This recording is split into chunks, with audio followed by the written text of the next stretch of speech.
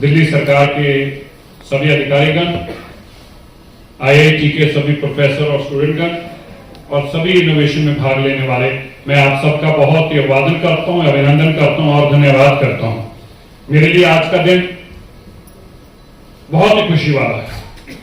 एक पर्यावरण मंत्री के रूप में माननीय मुख्यमंत्री जी के आदेशों पर हम पिछले लगभग 8 महीनों से इस पे काम कर रहे थे कि इनोवेशन के माध्यम से ऐसी टेक्नोलॉजी लाई जाए जो दिल्ली के पोल्यूशन को कम करने में सार्थक हो। मुझे बताते हुए बड़ी खुशी हो रही है कि जब से हमारे मुख्यमंत्री रेखा गुप्ता जी ने दिल्ली की कमांड संभाली है, क्योंकि आप नौजवान बच्चों, आप देश का भविष्य हो, आप फ्यूचर इस देश का, और आपने इस देश को अपनी कर्म से आने वाले दिनों में इस देश का फ्यूचर देखना है। आपको पता होना चाहिए दिल्ली के अंदर पिछले 10 महीनों में क्या बदलाव आया है।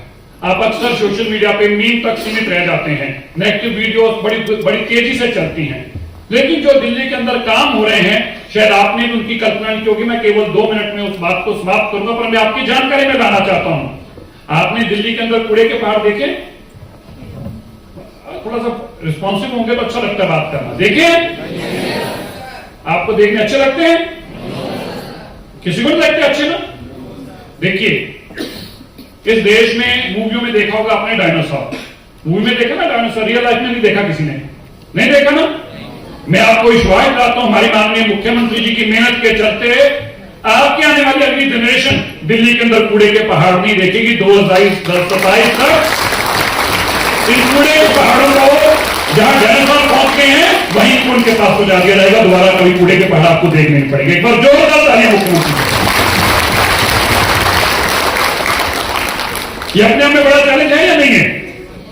आप स्टूडेंट्स हैं, आप हमसे ज्यादा ज्ञान रखते हैं, आज की मॉडर्न टेक्नोलॉजी के साथ जुड़े हुए हैं, बताइए मैं ठीक कर रही हूं? बड़ा चैलेंज था नहीं था? जरा जोर से बोलिए, था या नहीं था? इस चैलेंज को एक्सेप्ट किया माननीय मुख्यमंत्री जी ने, और खाली भाषणों तक सीमित नहीं रखा। आप सुनकर हैरान होंगे, दिल्ली के अंदर लगभग 3 करोड़ लोग इस वक्त हैं। दिल्ली की जनसंख्या लगभग 3 करोड़ तक पहुंच चुकी है। रोज 9,000 से 8,000, 8,500, 9,000 मैट्रिक टन कूड़ा इकट्ठा होता है दिल्ली के अंदर। जहां हम दिल्ली के अंदर सारे कूड़े को वेस्ट एनर्जी में प्रोसेस करते हैं, ऑलमोस्ट 85% जो आपका रोज का म्यूनिसिपल वेस्ट है उसको हम कन्वर्ट करते हैं एनर्जी में, वेस्ट टू एनर्जी। लेकिन इससे 3 गुना ज्यादा, और मैं कहूं 3 भी नहीं 4 गुना ज्यादा, हम वो कूड़ा जो पिछली 10 साल की सरकार में देखी गई है लेगेसी वेस्ट के तौर पर, उस कूड़े को बायोमाइनिंग करते हैं, उसमें से फ्यूल बनाते हैं, उसमें से इंगट बनाते हैं, और लगभग 30,000 से 35,000 मैट्रिक टन कूड़ा जो 10 साल से लेगेसी वेस्ट पड़ा था उसको साथ में हटाने का काम। दिल्ली का पोल्यूशन, आप स्टूडेंट हैं, आपको हमसे ज्यादा ज्ञान है, पर मैं फिर भी आपको बताना चाहता हूं, जैसे अभी प्रोफेसर साहब ने बहुत अच्छा कहा, आईआईटी हमारे इस एवोल्यूशन कमेटी के चेयरमैन साहब ने, ये पोल्यूशन कोई बाहर से नहीं आ रहा, ऐसा नहीं है कि वलायत से उठकर आया है। ये पोल्यूशन हमारी रोज की ह्यूमन एक्टिविटीज के कारण है। लेकिन दिल्ली के अंदर बढ़ती जनसंख्या, बढ़ती गाड़ियां, बढ़ता म्यूनिसिपल वेस्ट, बढ़ती धूल, बढ़ती कंस्ट्रक्शन, ये सब उसके कारण है। दिल्ली को चलना भी है, दिल्ली को रुकना नहीं है, थमना नहीं है, लेकिन साफ हवा भी लानी है। और एक बात आप सब अच्छी तरह समझते हैं, ये एम्बिएंट एयर है, ये कोई स्टैटिक नहीं है कि एक जगह रुकी हुई चीज को हमें ठीक करने, कमरे की हवा नहीं है जिसको हमें साफ करना है।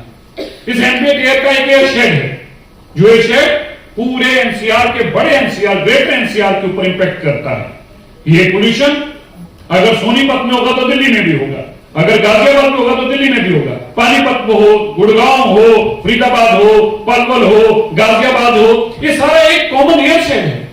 ये सारे कॉमन एयर शेड की हवा साफ करना, उससे ही दिल्ली को निजात मिल सकती है। लेकिन दिल्ली अपनी खुद की हवा को साफ करे, दिल्ली खुद के अपने हवा को साफ करने वाले सिस्टम को अडॉप्ट करे, तो हमारी सरकार तीनों नीतियों पे काम कर रही है।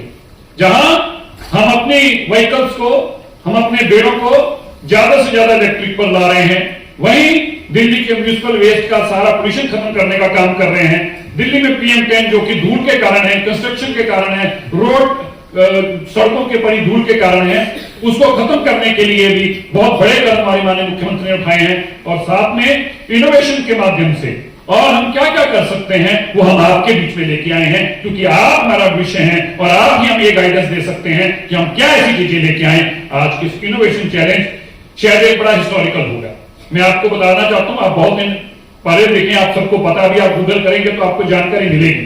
देखिए अक्सर एक बात कही जाती है कि देखिए चीन ने, बीजिंग ने अपना पोल्यूशन को साफ किया, शंघाई ने अपने पोल्यूशन को साफ किया, इंग्लैंड की बताया जाता है कि लंदन ने अपने पोल्यूशन को साफ किया।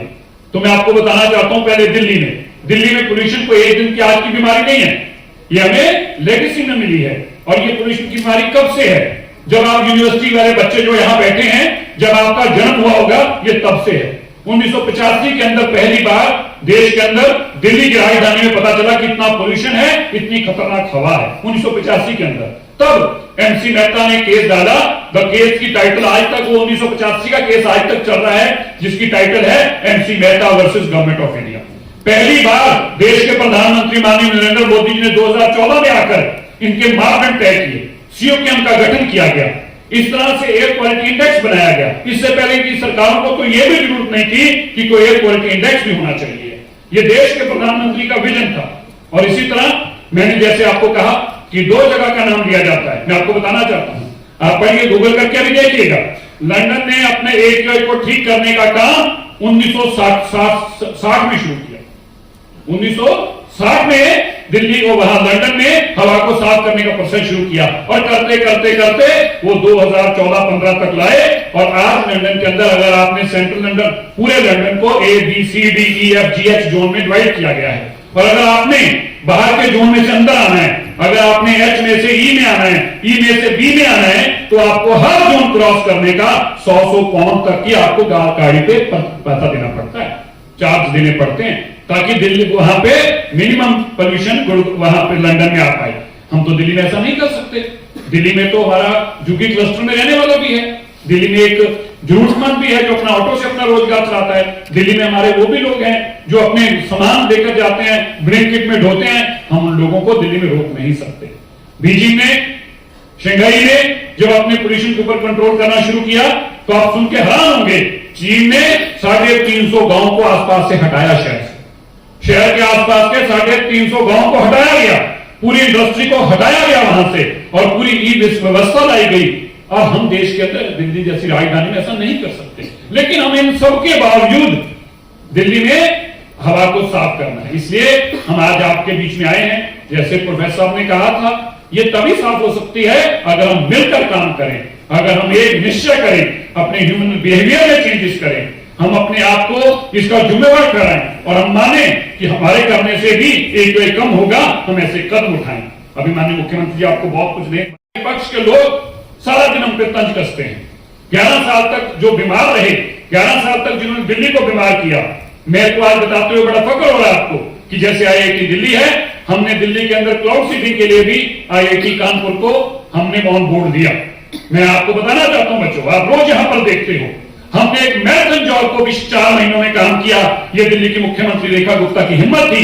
हमने एक एयरक्राफ्ट लिया, उस एयरक्राफ्ट को मॉडिफाई किया, उस एयरक्राफ्ट को मॉडिफाई करके उस क्लाउड सिटी करने के लिए उसकी व्यवस्था उसके अंदर लगाई गई। उसके बाद उस एयरक्राफ्ट को दिल्ली लाया गया, उसमें लाके DGCA की परमिशन ली गई, एक मॉडिफाइड एयरक्राफ्ट की दिल्ली में परमिशन ली गई। उसके बाद उसको उड़ाने की परमिशन ली गई।